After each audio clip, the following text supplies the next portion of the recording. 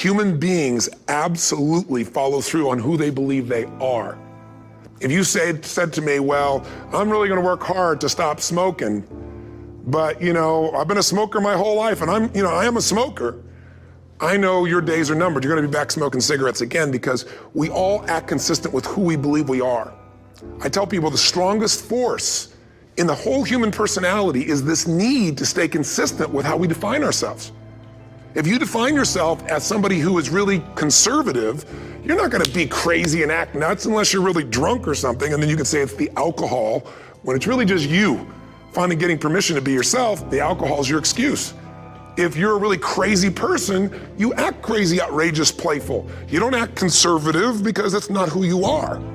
Very often people say, well, I can't do that. I'm not that kind of person. And I always say to people, really, when did you define yourself? I mean, really, how many years ago did you come up with what you could and couldn't do in your life? How many years ago?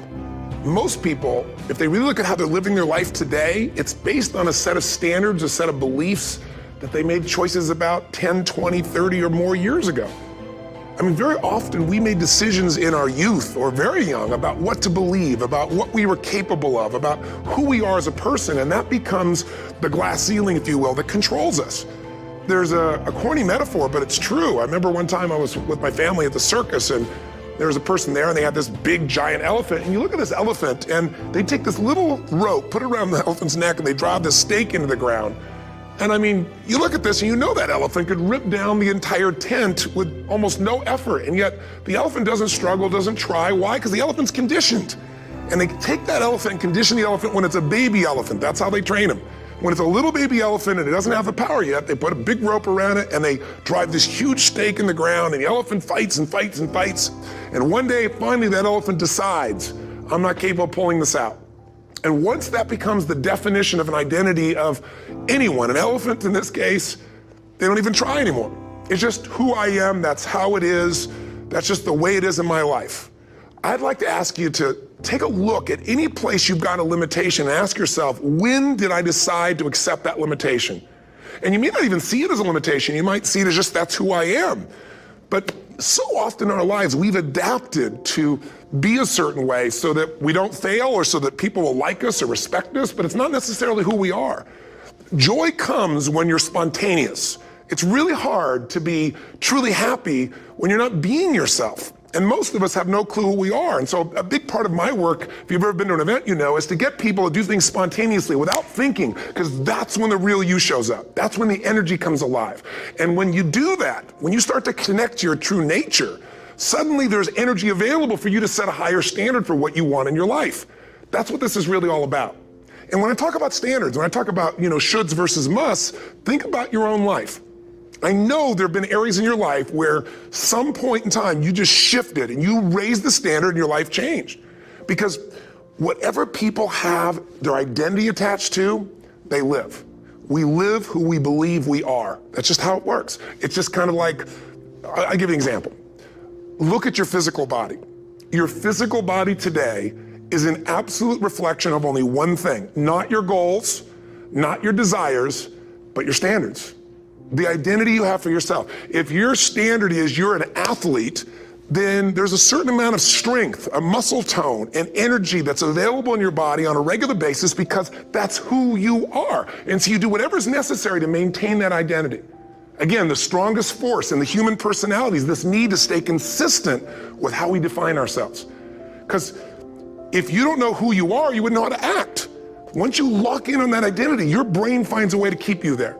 If you say, man, I'm overweight, I've always been overweight, I'm big boned, and that's the story you got, then you're gonna always find a way to get back there. That's your settling point. That's your identity. That's where things lock in. If you see somebody who's in really great shape, you ask them, do you work out? You know the answer. Yes, how often? And they'll tell you 3 times, 4 times, 5 times a week, whatever. In a seminar, I'll ask people, who here works out at least 5 days a week? And I'm stand up.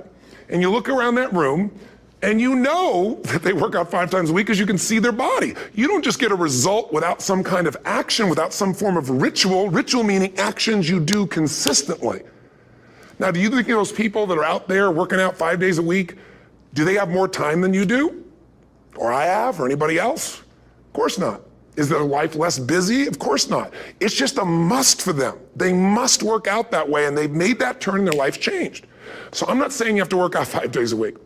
I'm just saying whatever you really want, wants don't get met consistently. Standards do. Whatever you identify, this is who I am. And so it's not so much about changing your identity as it is expanding it. You know, deciding that, you know, instead of your goal is to lose 10 pounds, which is not compelling, what if your vision was to get back to my fighting weight? You know, this year, this month, this next 90 days, I'm gonna transform my body. I'm gonna take on a new challenge. I'm gonna find some technique or strategy, there's a million of them, that can reframe myself where I want to feel younger, stronger, more vibrant than ever before. Here's my reasons, because I want the energy to really make my life work. Because it's tough out there and I want to be stronger than I've ever been before. I want to go in front of the mirror and if I'm naked, not, you know, want to laugh. I want to look there and take a good look and go, yeah, I'm proud of whatever I see there.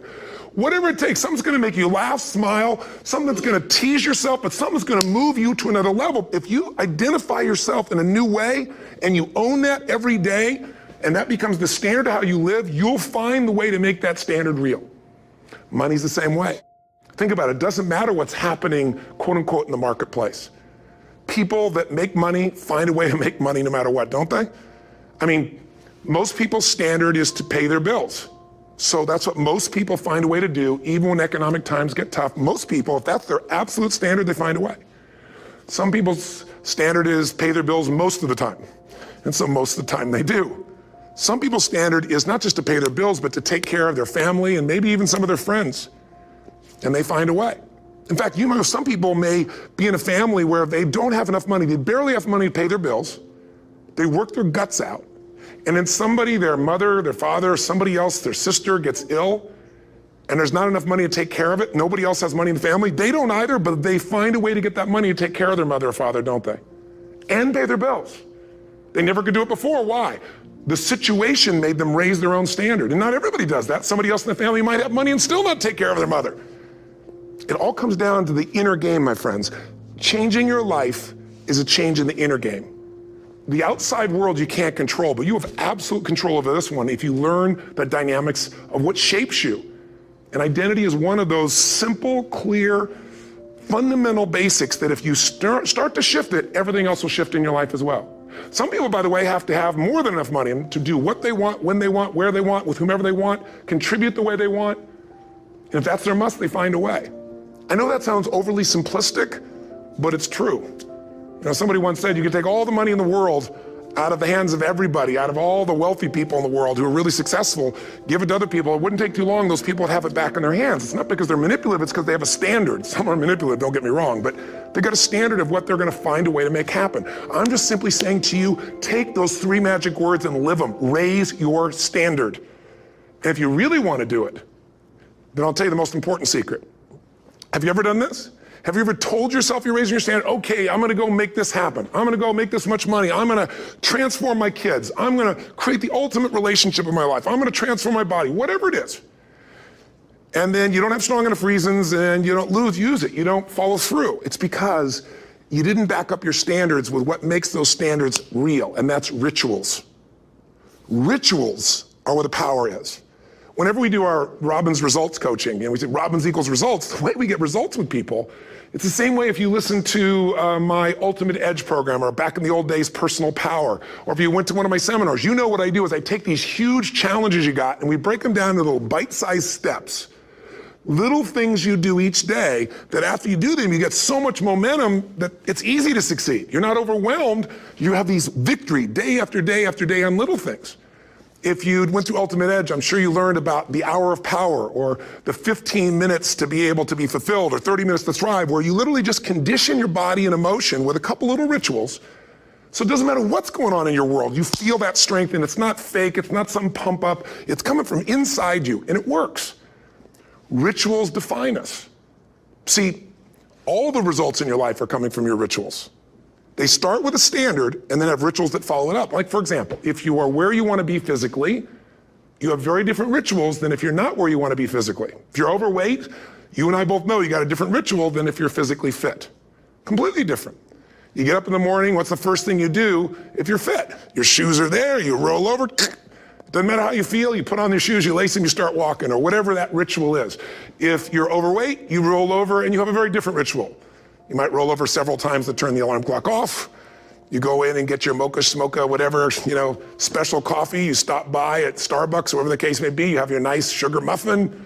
It's supposed to be really nice for you. Whatever you do, it's a different ritual. If you have a great, passionate relationship, you have very different rituals in how you come home than if you have a lousy relationship. When you come home and the first thing you do is you're tweeting somebody, or you're emailing, or flipping on the news, or you don't even come home. What are the rituals? Whenever I study people that are successful, what I look for is what's the standard they hold themselves to? And then what are all those little rituals that add up? Because think about it. Success and failure are not giant events. They don't just show up. You don't just suddenly become successful or suddenly have this cataclysmic event that makes you fail. It may look that way, but failure comes from all the little things. It's failure to make the call. It's failure to check the books. It's failure to say, I'm sorry. It's failure to push yourself to do things physically that you don't want to do. And all those little failures day after day come together until one day some cataclysmic event happens and you blame that. That event happened because you missed all the little stuff. Do you agree with me?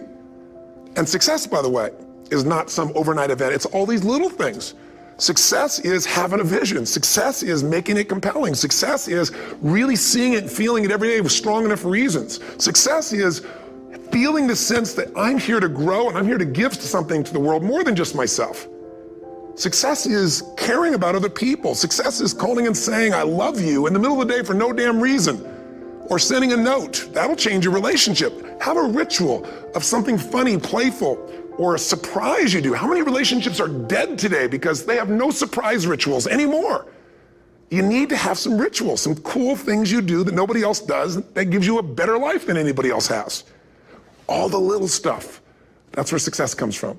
In business, it comes from delivering more than anybody could imagine. All those little things add up. People go, wow, that's who I want to do business with. It's true in any area of your life. So if you look at somebody who's really successful and you think, wow, they're so amazing, they're such a genius, you gotta dig underneath and you gotta remember something. People are rewarded in public for what they've practiced for years in private. Myself and my business people say, how do you get up and speak and you have no notes and you go for 3 days and nights and the room is like, everybody's wired and it's incredible, it's like a rock concert. How do you do that? How do you have that confidence? Well, it's not confidence, it's experience now. But I did so much behind the scenes and I still do to make things right.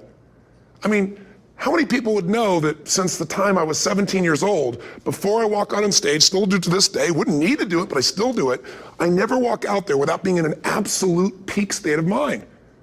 There are days my back is hurting, my throat is hurting, or I may have had a challenge, or my father passed away, and I've still got to deliver for these people because my standard is give my all every time. Every event has to be better.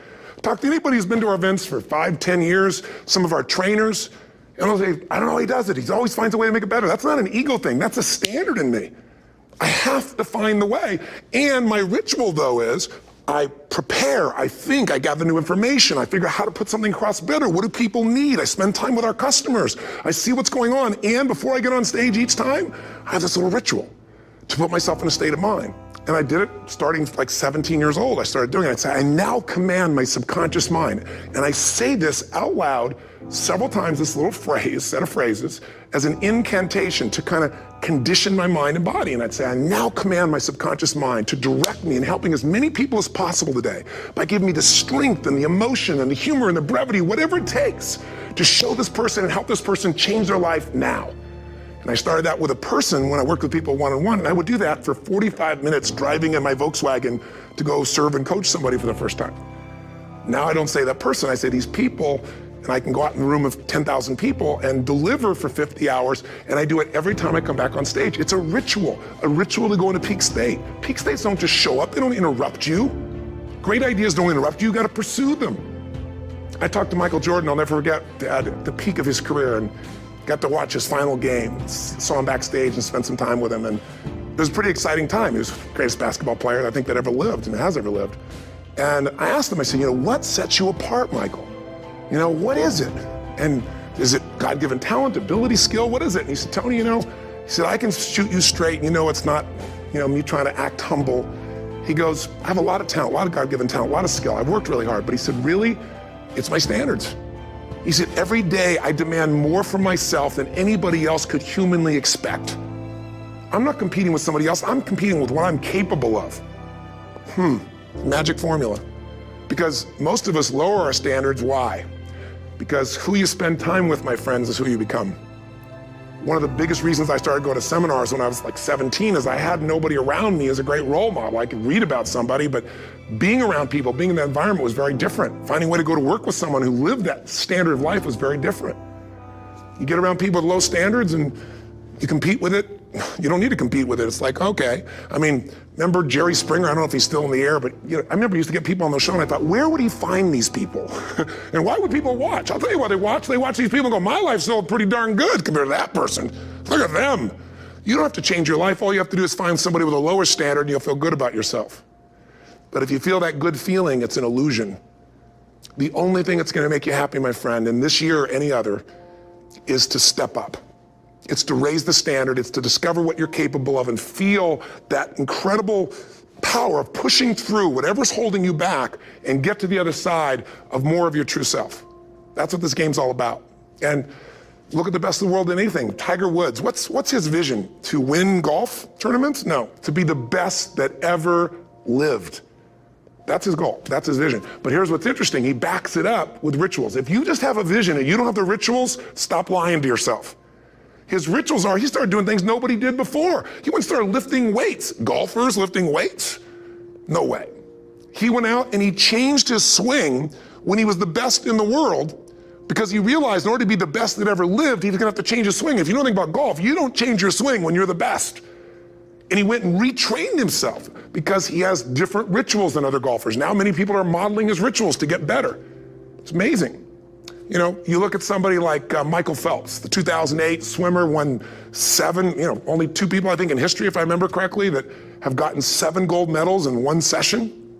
And here's a guy, he's got number 6 under his belt, and he's exhausted, and he's going in for that final swim. I'm sure you remember. And how does the guy win? By 1/100th of a second. Do you think that was some massive skill that got him over the top? Or was it a standard that says, this is who I am? I am the champion. And no one is taking this from me. And somehow in those final milliseconds, 1/100th of a second, he pushed himself just beyond his competitor. But you know about Michael Phelps? What allowed him to be able to push beyond that moment is his rituals. Go study the guy. Most people who swim have these unbelievable workouts. He does 2 and 3 of those workout sessions a day. All the other swimmers in the beginning thought he was insane. You're gonna overtrain, you can't do that, it's not physically possible. But he had a standard and the rituals to back it up.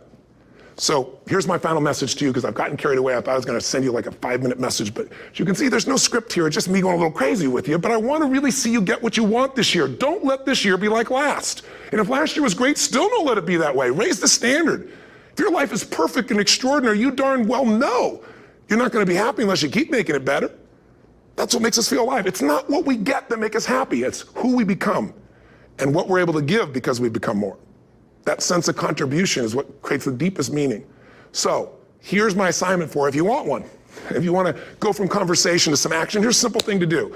What's an area of your life right now that you really want to improve? What's an area that's important to improve? If your body's great, how about your career? If career's great, how about your relationships? Intimate one especially, or your kids, or your relationship with your creator, your spiritual side of your life. Or is it your finances? Figure an area that really matters. Decide on that area. Number 1, write down what your life is like in that area right now as specifically as possible. So you might say, well, I'm 13.5 pounds overweight, whatever the weight is, whatever the situation is, or my body fat's like this, or I wake up exhausted in the morning, and you write the truth of where you are right now. So you're real clear. Or I'm not in a relationship. I say I want a relationship, but I'm not in one, and I don't seem to find them. All the good ones seem to be gone is my belief. And I really do want one, but I don't have it. Whatever your definition. Or I'm in a relationship, and God, I wish I wasn't in a relationship. I'm planning my escape, wherever you are. Or I have a wonderful relationship, we love each other, but there just isn't enough passion. Just write the truth of where you are. The area you want to change, but write how it is. And then the second step is, this is where you gotta be really honest with yourself. What are the rituals that have put me there? Because whatever results you're getting, even if you don't like the results, there's some rituals that are keeping you in that place. There's some rituals of what you eat or don't eat, how you move or don't move, how you sleep or don't sleep. There's some rituals in the lack of variety or spice or energy or focus in an area. There's something you're doing, and it's usually not one thing, it's a bunch of little things that you kind of do consistently whenever you think about getting in a relationship, whenever you think about working out, whenever you think about money. You get yourself in a state of overwhelm. You start thinking about all the things you can't control. Just write down all the rituals you have, and then here's the third step. What do you want? What's your vision? And be really specific. I want to be my fighting weight. I want to be the strongest I've ever felt. I'm going to turn whatever it is, be specific. And then, last step number 4, what are the rituals that'll get you there? What would you need to do differently each morning if you're going to be that kind of energy, that kind of strength? How often would you work out? What days would you work out? What time? A ritual is something you do consistently, usually at a specific time, so it becomes automatic. Let me tell you something. Willpower doesn't last, but rituals can last a lifetime. I bet you have some rituals in your life right now you've been doing for years, even though some of them don't serve you. I'm just saying, wake yourself up. If you want a new year and a new life, you don't need to start on January 1st. Start today. Start with this little video.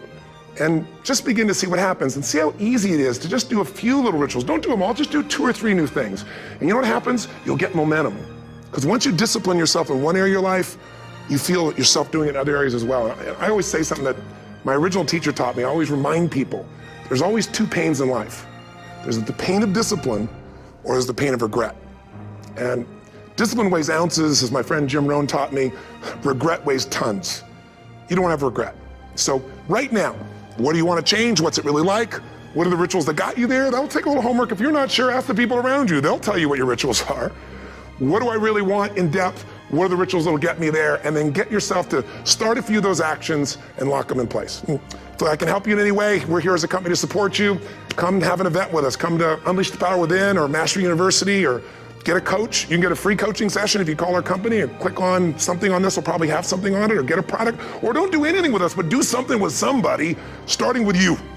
If you make the changes in yourself, you're going to be proud this year, and no amount of money or accolades from other people can mirror the feeling of being proud of knowing you've taken back control of your life, or you've taken a great life to another level.